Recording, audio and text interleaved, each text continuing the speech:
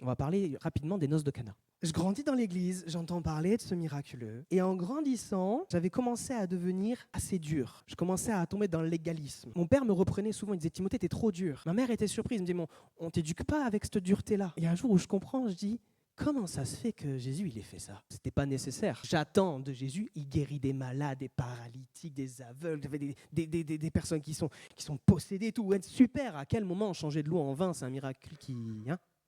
Ça sert à quoi? C'est pas logique, on est en plein mariage, ils ont déjà suffisamment bu, les gens. Et on en remet. À ce moment-là, on se rend compte qu'on ne connaît pas vraiment Dieu. On s'imagine un Dieu tout-puissant, lion de Juda. Waouh, lui, il s'occupe des armées, il s'occupe de nous sauver en Jésus. Oui, tout ça.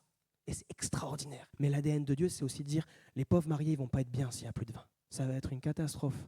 Ouais, mais c'est la culture de l'époque, aujourd'hui, c'est pas ça. Ouais, mais pour eux, cas par cas. Jésus fait du cas par cas.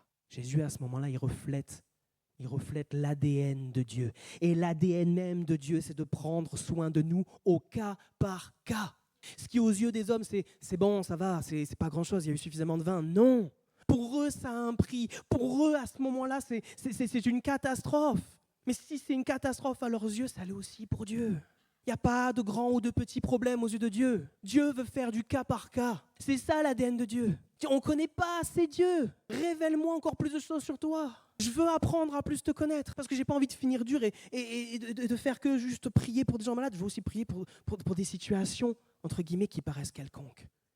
Parce que pour toi, il n'y a pas de situation quelconque. C'est pour ça que tu veux connaître Dieu. Oui, lis ce que Jésus a fait.